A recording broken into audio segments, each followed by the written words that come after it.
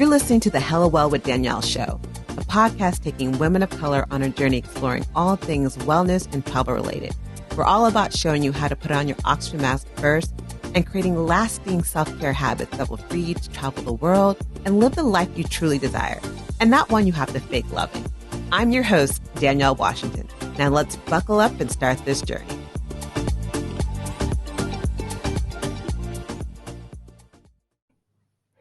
Hello, Samantha. Thank you for joining me on the Hello Well with Danielle podcast. How are you doing today?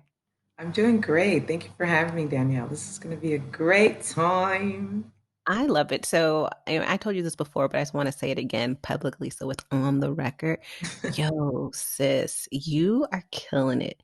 Like, I know when we first met through P2P, shout out to Patrice Washington, another Washington. By the way, we are not, none of us are related, but Right? it's a bunch of Washingtons. It's a little fun fact if you guys didn't know, Washington is the most popular name in the African American, like Black American community. So it just happens that we all have the same last name, but not related. Wow, Unless I you're didn't related know to Denzel, I'm not related to him either. that. I'm not. But like I remember we met originally through the program that we went through, and you were all about fitness. And then I started seeing these amazing posts that you were doing about people pleasing. I'm like, ooh, wait, did she just trigger me again? I'm like, yo, I love everything you were saying about it. I was like, I have to have her on the show. So I'm super happy to have you here and to share your information with people about people pleasing. But before we even start talking about it, Yeah. can you just even break down what does it mean to be a people pleaser? So I like to say that people pleasing is pretty much where you are nice to people in order to manipulate them into liking you. Oh, Yeah, that's the best way I can sum it up to where I can snatch a little bit of your edges and also define it for you. Because I feel like I mean, psychologically, that's really what it is. okay. So, I'm going to need you to go a little bit deeper. Like, how can you explain how it's manipulative? And like, because I think most people are like, I, is she snatching my own edges? So, I think about it like this. So there are a lot of signs for people pleasing, and um, the goal is you're trying really hard to make other people happy, right? But you're making all these people happy at the expense of your happiness. So um, a lot of the signs are when you come from like just putting yourself on the back burner. If you aren't content with who you are, you seek to find your identity in other people. And sometimes I like if you meet somebody new that you are interested in, and maybe they might not be sure of who you are yet. Sometimes a people pleaser would pretty much turn into a chameleon, and they would mimic that other person's personality so they can be liked by the person. And what that does is it takes away from that person to actually make their own informed decision about the people pleaser, because now they're not seeing the person for themselves, they're seeing the person as a mirror of themselves. And of course, they're going to like that because if they like themselves, they're like, oh, you like me? Cool. I want to hang out with you.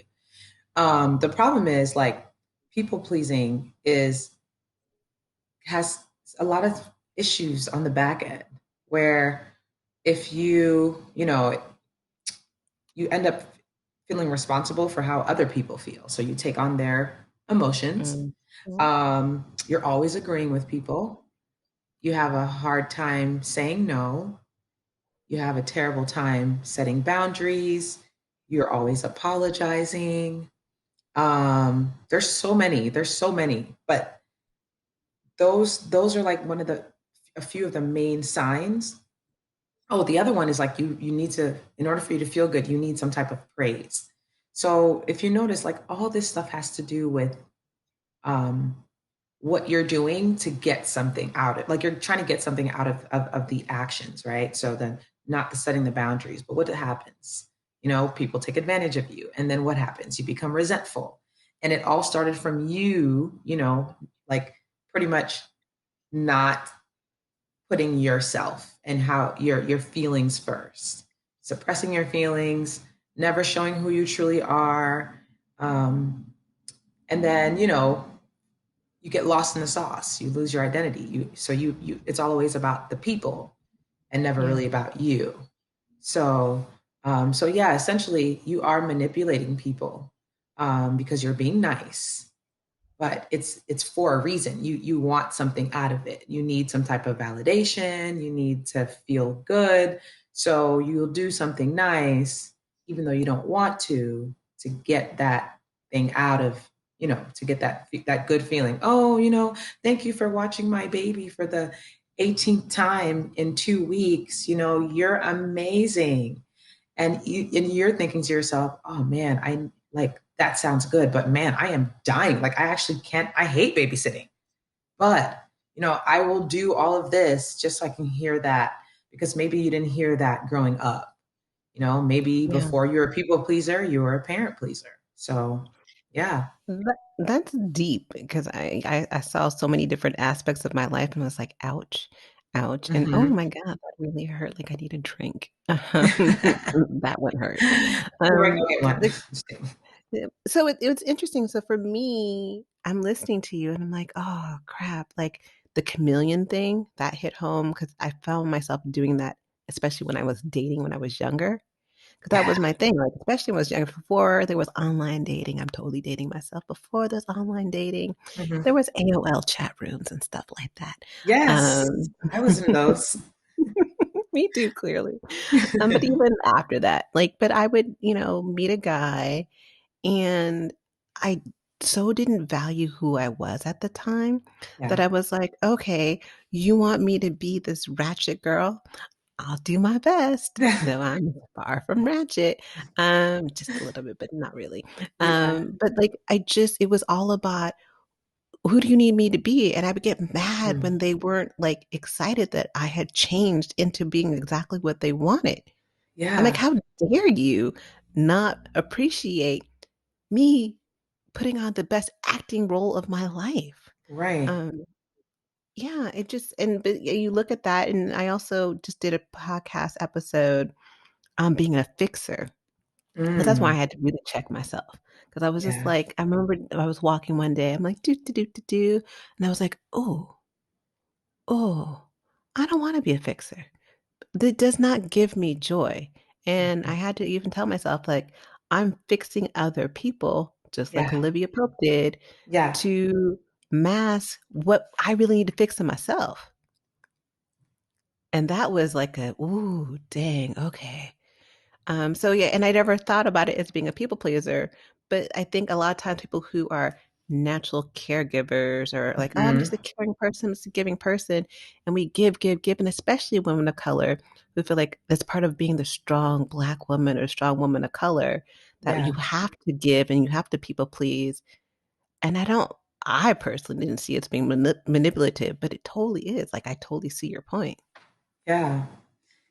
Yeah. Thank you for sharing that, because I was that same way, changing my whole person to get somebody to like me. And then they don't like me. And I'm like, what the heck? Like, how dare you? And then also the fixer thing is big. One of the things I had to learn was when somebody shared their problem with me, because again, people pleasers take on the emotions of other people and they immediately feel like they have to do something about it.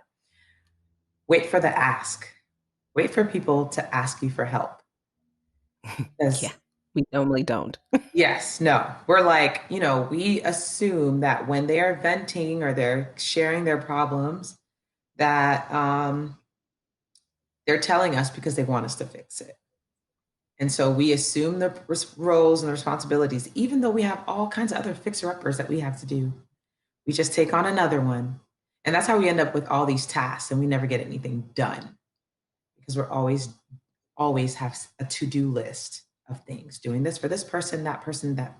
And but yeah, that fixer thing was is one of the signs. And it just, you know, you might be empathetic as well. Empathy and people pleasing go hand in hand, and Mhm. taking those people's emotions on it's hard because we're so we just want to help, Yeah. but I think waiting for the ask was so important for me because it allowed me to see who what was I like. first of all, why was I offering to help? Like, they didn't even ask me. And then also, waiting for the ask allows you not to get set up for disappointment because Yeah. sometimes you like ready to help and they're like no, or you did all this stuff and it doesn't seem like they appreciated it and they were like I never even asked you, and you're like oh shoot, you know. Yeah. So What was your big aha that you were a people pleaser? Like, how did you kind of tie it in together to get to this point of where you're helping other people recognize it? oh man, so I'm so glad I actually have an aha moment because for a long time I was like what is my, but I actually ended up having that moment right after George Floyd's murder. Mm. um yeah, so I moved to the neighborhood I'm in now. I am in near St. Augustine, Florida. It's predominantly white neighborhood.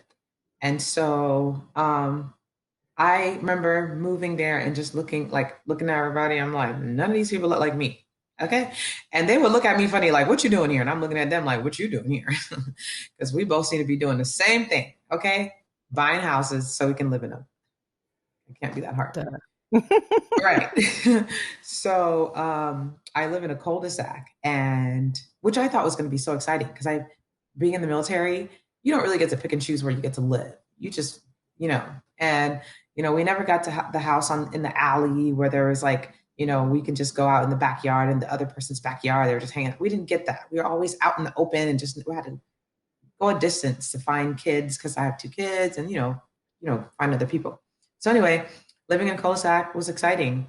And the thing is, the neighbors that I had, so all my neighbors are, well, I've got a couple, like one Filipino family, and then a Colombian, mixed Colombian and white family, but the rest are white. So American. So it was interesting, but I wanted to come out of my shell and start hanging out with people. This is pre-COVID, 2019. So started like coming out of my shell. Let me start engaging with people, even though I'm like a little insecure of how they feel about me. It's fine. Just get out there and like, shock them and make them realize that you're just a normal person, no matter if you're brown or black or whatever. So started hanging out with our neighbors in the cul-de-sac, and they were just making jokes about me that I didn't like. And they were microaggressions for sure. Oh, hell For no. sure. Yeah. And I'm Who one do of we those need to beat people, up? yeah, listen, they're trying to get an uppercut to the chin, trying to get sent home early. All I know is I picked it up quickly and I'm very observant, pretty keen, pay attention. That's probably why I was in the military.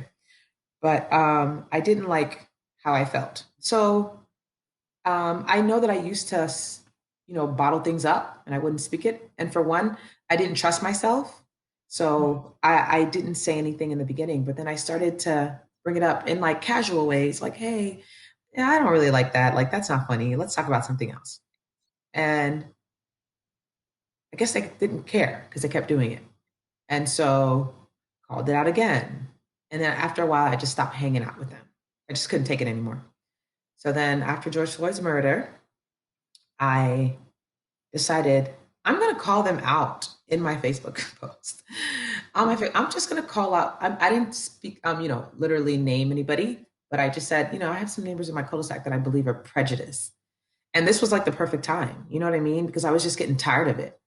Mm-hmm. And they were like deflecting. They were like, after all we've done for you, mind you, I'm trying to figure out what the heck did I do?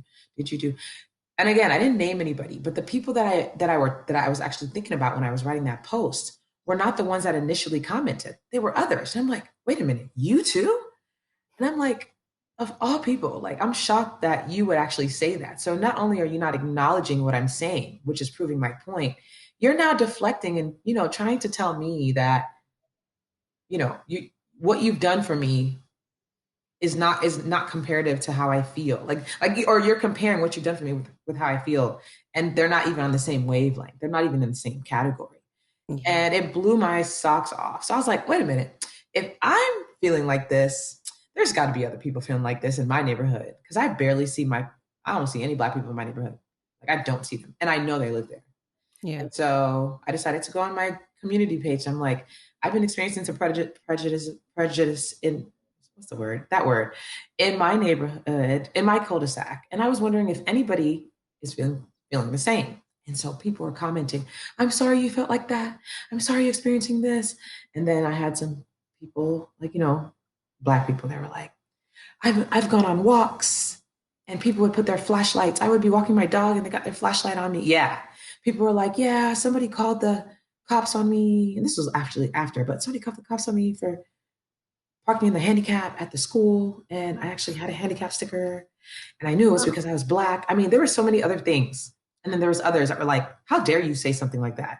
Nobody is here is racist. I'm like, first of all, I said prejudice, but okay, since you don't know the difference, sure, whatever you want to call it. But I said, I feel like this is my feelings, this is what I've experienced, and I'm going to stand firm on it. And when I got more backlash, I started cowering. I started like not trusting how I felt. I was Yeah. not like, I had a hard time, dealing with the feelings. I'm like, all these people are saying no, no, no, no, no. And although there were other people that are saying yes, yes, yes, like the negativity was louder. And it started making me feel like what I felt wasn't real. And later that day, we actually talked to the neighbors about it. It was about 2, 3 hours of total gaslighting. Complete. One of my neighbors actually wanted to like, you can tell she was getting like really aggressive and wanted to come at me and wanted to hit me. And I was like, ooh, I would I hope you would wish you come. would.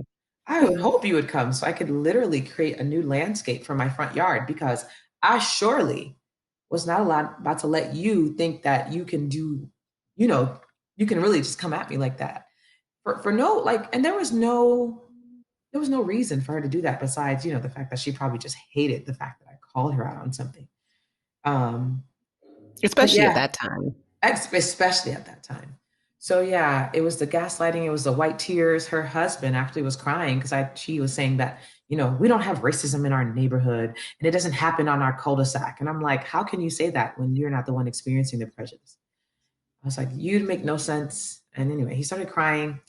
And then, the gaslighting, what are you talking about? Or the deflecting, I grew up in hard times. I guess comparing, growing up in hard times as a white person is the same as being prejudiced and racist. And oh my gosh, it was a mess. I got tired of it. And in the meantime, my husband was there. He actually came home from work.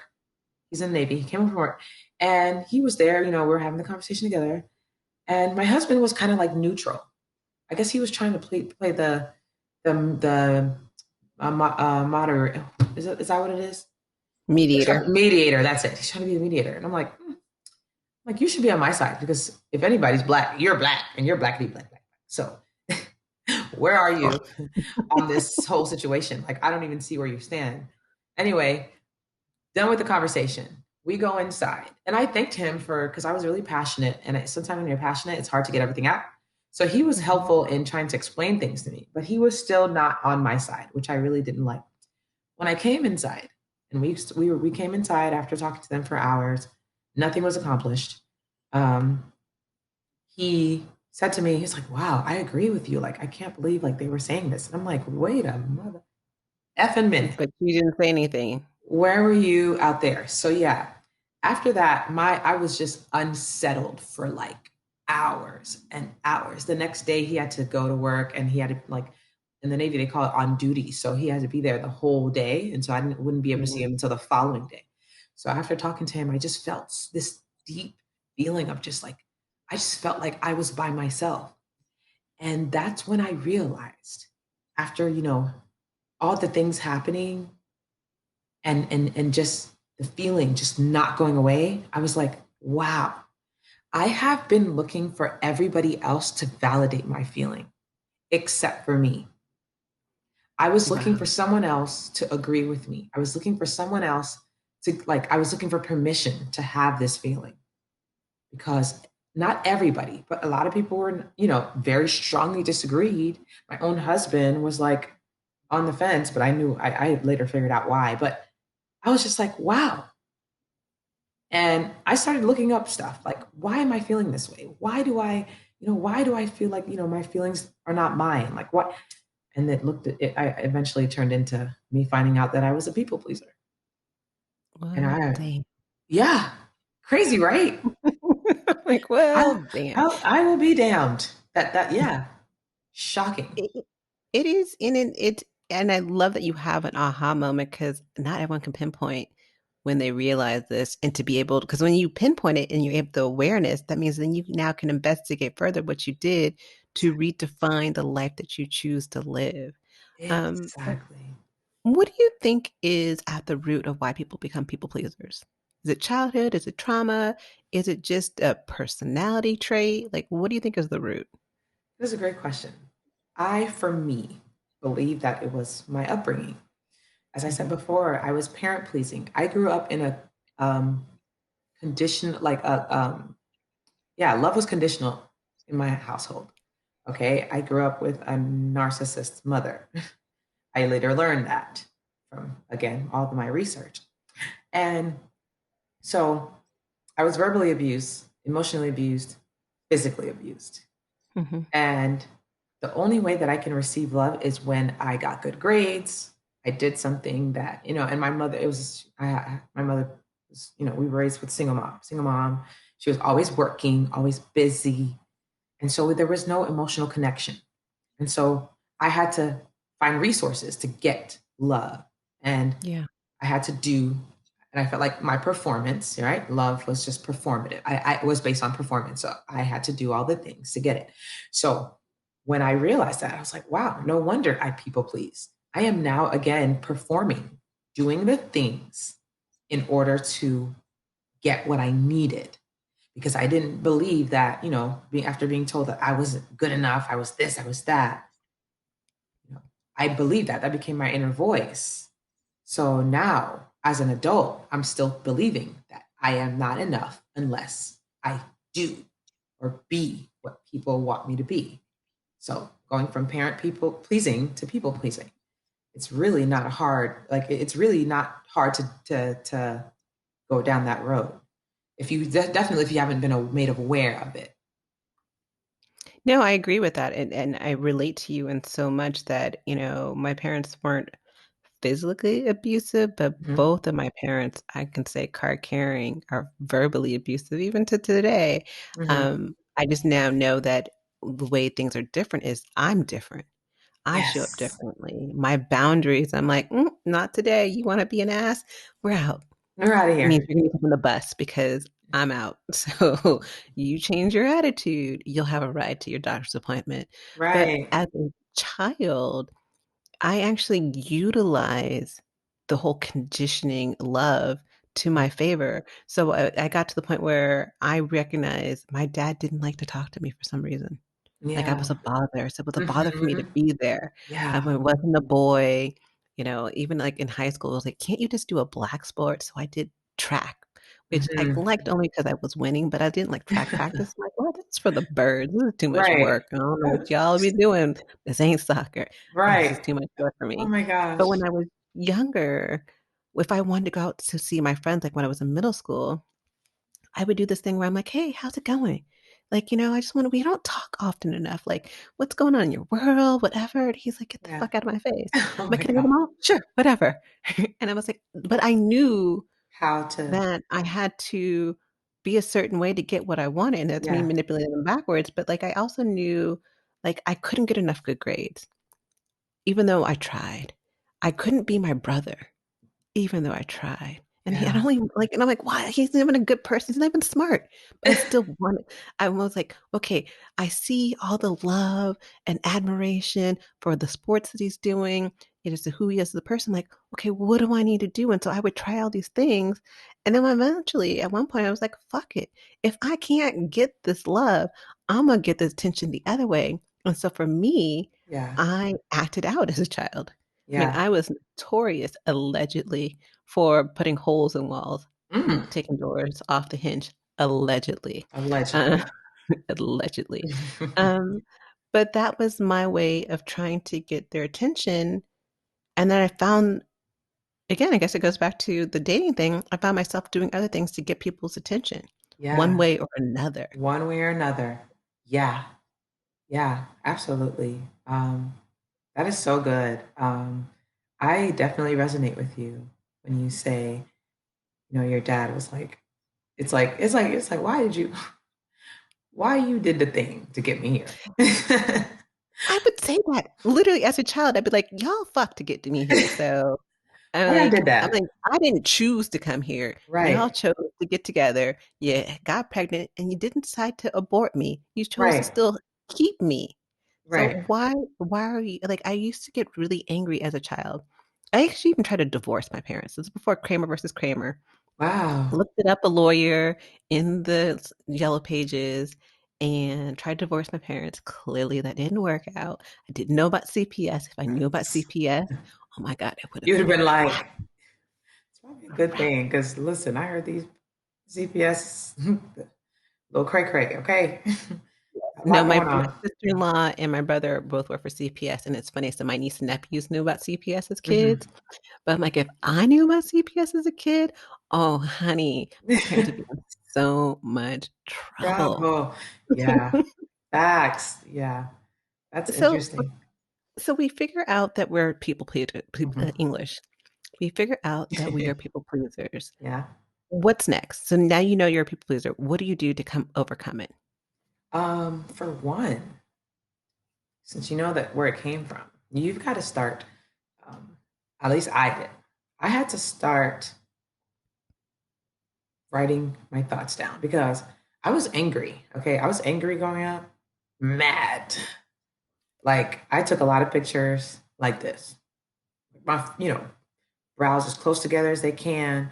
My lips just, pinched together. I was mad, but I was selective of where I was mad because I didn't want the Mm. people that I liked to see me that way, right? Yep. So, and I knew that I was mad because of the things that I dealt with at home. So, the things that my mother said to me, like I said, became my inner voice. So I had to start writing because I love to write. I Hmm. loved to write. And so I had to start writing down all the lies that my mom, spoke over me, all the lies I believe about myself based on what she said about me. I had to write it down. I started using voice notes also because I can't write as fast as I think. So I was like, listen, girl, just listen, press this recording so you can play this. So I had to start writing all the negative, all the lies, all the negative stuff. And then I had to cross that thing out and write what the truth was. And Mm. that's how I learned to start affirming myself because I had to recreate the narrative in my head so I can see the life I wanted to see. Because the life I was living was not what it was not good. Okay. I Yeah. was like a lot of the things like the anger, I like that was deposited in me. I kind of like passed it on and just threw it up all over my kids. And I didn't like how they were reacting towards it. Sometimes anxious, and it was just me not realizing what I was dealing with, Yeah. and so I had to learn how to start affirming myself, speaking, life over myself, envisioning a life that I wanted and writing it down. And as corny as it was, I had to start speaking those affirmations. And like I said, I would record it, I would speak it. And like when I speak it, it was like listening to my future self talk back to me. And it was corny. I ain't gonna lie. It's like, because I'm not used to hearing nice things. I'm used to being treated wrongly. So that was familiar, So like when people get in relationships with narcissists, it's not because it's like they missed a red flag. It's because it's familiar. It's a blind Yeah. spot. They grew up with it, so that's all they know. So I had to, as uncomfortable as it was, I had to start, speaking that stuff and being, changing my attitude, commanding my day, and just literally just changing that, like that whole mindset. The other thing I had to do because I was people pleasing from all of this is starting to realize what the heck were my limits? What was I no longer going to allow? So I can become more assertive Hmm. because now I decided what my limits are. That means I'm trusting myself. I'm becoming more assertive.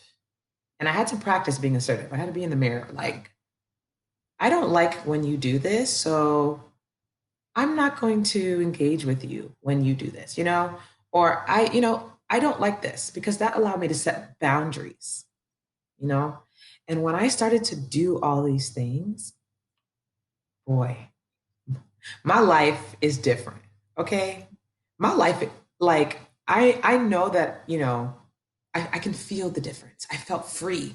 I didn't have all this crap that I had to do all the time. Mhm. My car wasn't all full of junk because I never took care of anything, because I used to pull up next to people in like stores and I'm like, oh, don't look in my car, don't look in my car, don't look in my car. Because it's a hot mess. I got everything in the front seat, just a mess. My house, a mess. And it wasn't that it stank, it was dirty. No, because after a while I got tired of it and I was like, I need to clean up. But it took for it to get to that point because I was allowing all this stuff, everything. So when I started saying, starting being more assertive, understanding my setting the boundaries, I was able to say no, which was revolutionary for me. Like, Yeah. no wasn't in my vocabulary. I was always saying yes. I was a yes person. And so, oh, I'm telling you, I felt so much better. I stopped asking for permission. I did what I wanted. I trusted myself. I didn't second guess myself.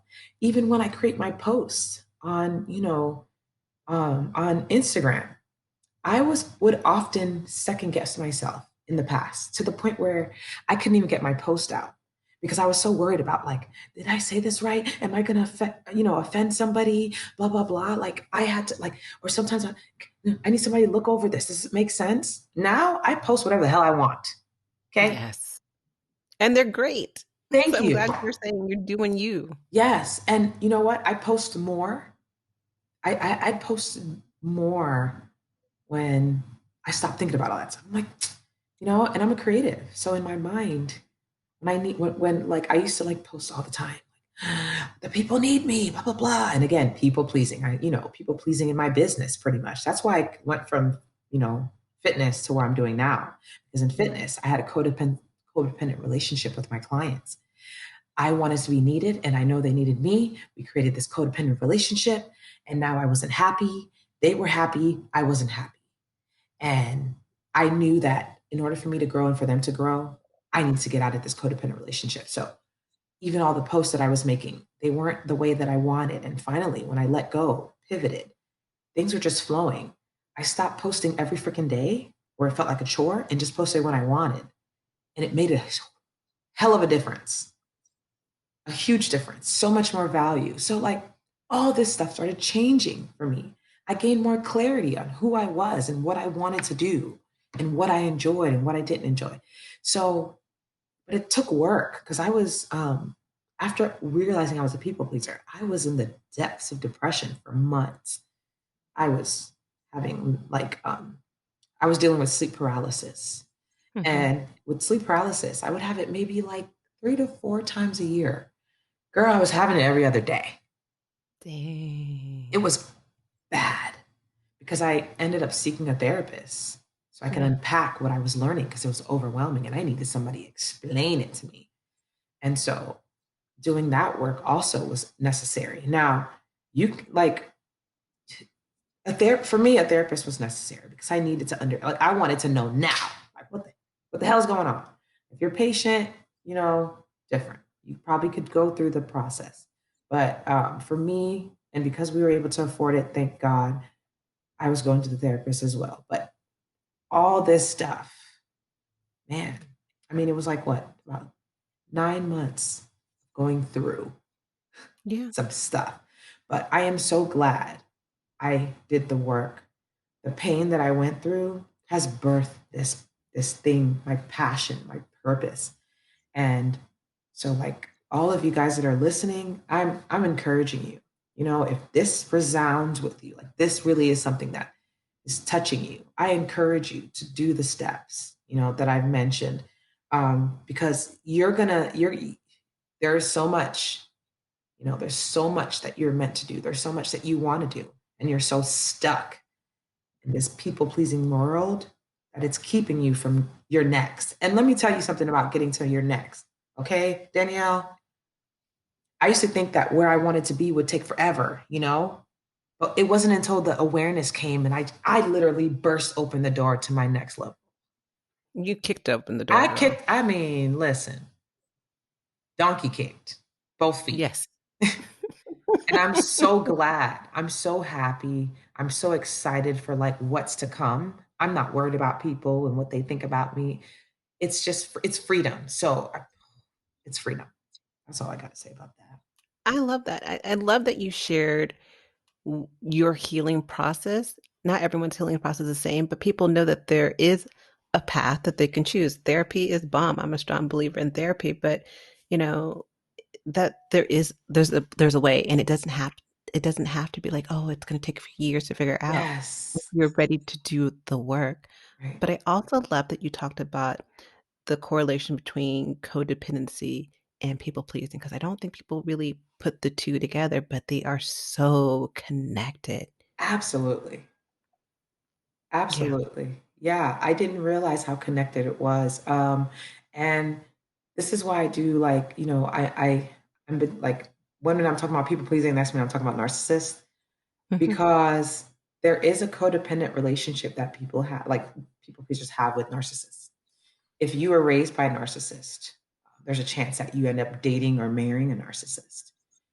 Also, if you end up, dating a narcissist and you leave them, you might end up with another narcissist because if you're not realizing or recognizing these signs, you like that you're literally, and I'm about to throw another word in there, you're trauma bonding with you have those bonds, and it's like you don't value yourself and you're with someone that doesn't value you, but they need you as supply because they see you as someone who wants to help them. They don't see themselves as needing help, but they see you as someone who wants to help, and they just but really they're just getting the attention. So you want to help, Mhm. but you're giving them all the attention.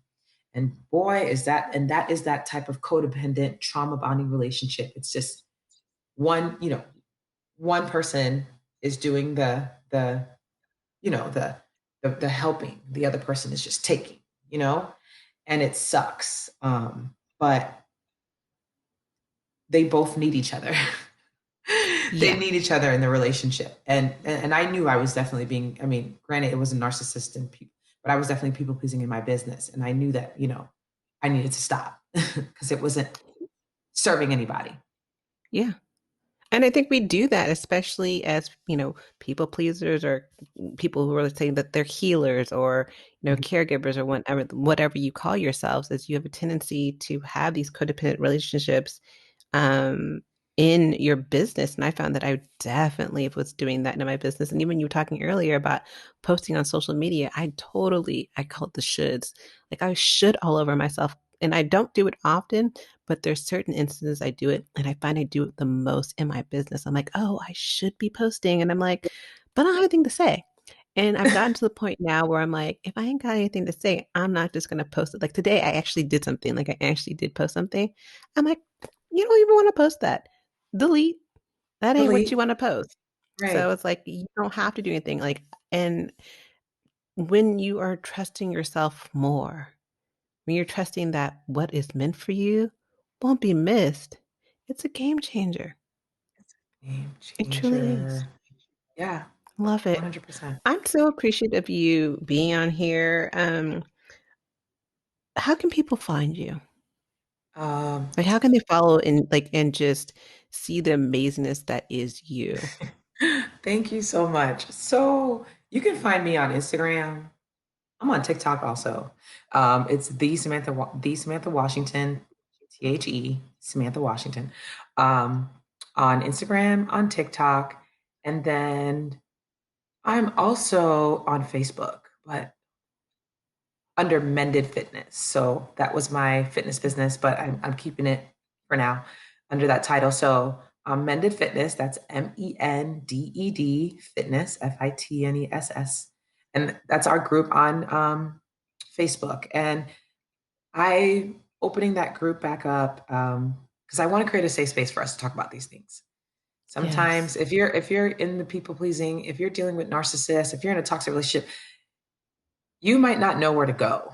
You might not know what you're feeling. You might not know why you're feeling what you're feeling. You might be gaslit to the point where you don't even know who you are. You're confused. You don't trust yourself. And you need some place to just let that thing out and not feel alone. So, Mended Fitness is the place. Okay. We got you. We are a family. Um, I So if you're interested in, a space like that, no judgment, none of that extra stuff that you're already dealing with. It's just place to vent, place to talk, place to share information. Because I don't have all the information, you know, and everybody has different ideas, and it's good to just be able to share. So I invite you, just there, answer a couple of questions, and then I'll get you in there. Great. I'll make sure to put the link to the group in the show notes as well. But Yes. people need that space. I mean, Yeah. people, when you have that aha or when you think something might be wrong, but you don't know where to go, having that space to where you know that you're not alone Yes. and it a step that you're not the only one who's taking these steps to changing those habits because it didn't take you 1 minute to make those habits. It's going to Right. take you a second to change those habits, and Right. having a community is so key. So I honor you for having that and doing that. So that's amazing. Yes. Thank you so much. And so at the end of every show, I Mhm. do a quick fire questions. No social security number, just basic questions. So whatever comes to mind, just Okay. answer the question and you'll be good. So there's no right or wrong. Got You it. ready? Yes. Okay. Aisle or window? Ooh, okay. This is a great question because I just got off a flight. Ah, I'm gonna say window. I'm gonna Okay. say window. Yeah, because I was honestly, I'm always on the window seat. I'm always picking a window seat. I've learned that it has to be the left window and it can't be on the exit row because sometimes there's a gap. Like there's a lot of things. And I sleep on my left side. I was always picking the right window and not trying to figure out why that didn't make sense. But I'm always sleeping on my left side and I'm always falling asleep leaning somewhere. So as much as I would love the aisle so I can just have access to the restroom, I'm gonna just make those people stand up because if I have the aisle, I'm going to be unconscious before the flight lands because somebody's gonna hit me with their cart Yep. because my head is always leaning over. So yeah, window. All right, because don't Mhm. nobody want the middle seat. You got to be weird. I mean, I guess I'm not gonna call you weird, but you're gonna be interesting. I got to I'm talk to gonna call people you who like the weird. middle seat. Listen, I was on a flight back on Sunday. I'm looking to my right. This guy has a whole row to himself, and he chose the middle seat, and I Oh, just no, if I couldn't have the stop. whole row to myself, I do choose the middle seat because then I Yeah, can spread out, but I have to have the that's whole row to myself. yeah. I don't know. I'm just like I want to lean on something. So yeah, I guess that makes sense. But yeah, I wouldn't just choose it off the bat. No Okay. way. Not if there's more options. So what does hello well living mean to you? Or living hello well mean to you? Hello, well living. Okay, I'm loving these questions. First of all, so on brand, girl. Get it. Um, Hello, well to me. First of all, I'm not from Cali, but I definitely want to take some skating classes over there. But hello, well to me means like I'm living my best life. Yeah. I don't know the rest of the words. Girl, I can't sing, so I I'm can't not sing gonna either. So sorry for you guys' ears, but hello, well means that I'm living my best life and I am like all aspects of my life, finance, emotional, physical, mental. What else? All the other goals, relational, all of that is like great. And even if there's hiccups, I know I can manage, you know? Yes. Yeah. And I feel like that comes from growth, you know? Love it. So yeah, that's what it means to me. All right. What's always in your travel bag? Oh, girl. Just say whatever just came to mind. It was the first thing that came to mind. Listen, That's I'm gonna solid. always have my own wash rag because I just don't feel like using other people's. I just can't. Ain't nothing wrong with that one Yeah. whatsoever. I And it's love the that one. Korean ones, the little Korean ones that are like the like really hard, but Oh, yep. yeah, yeah, yeah, they get into their nitty gritties. They do, they do, they do. And then the last question is, if you were going to give advice to your younger self on what I'm calling this wellness revolution, and the wellness revolution is women of color learning to put their own oxygen mask on first and making themselves a priority and not people pleasing, what advice would you give to your younger self to be in that revolution and to live the life that you truly desire? Yes, it would be trust yourself, sis. Love it. Trust yourself. That's it. Um, if I trusted myself more, my life would be different.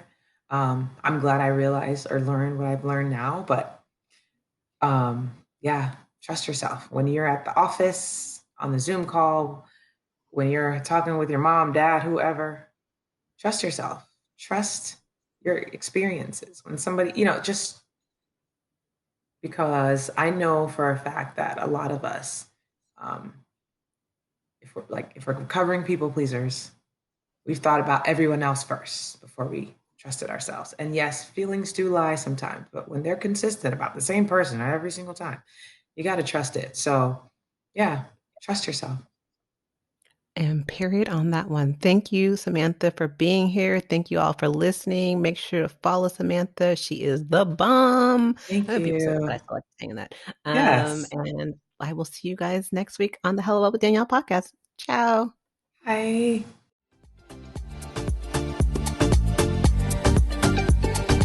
Thanks for joining us this week on the Hello Well with Danielle show. Make sure to visit our website, hellowellwithdanielle.com, where you can subscribe to our show on iTunes, Spotify, and Amazon Music and never miss an episode. Also, you can follow us on social media at Hello Well with Danielle on Facebook and Instagram, and Hello Well Danny on Twitter. And if you hella love the show and got some good nuggets out of it, know that I'm not too proud to ask for you to please leave a rating or review on iTunes so that we can continue to expand our reach and help other women of color. Again, thanks so much for listening, and I hope to see you next week. Ciao.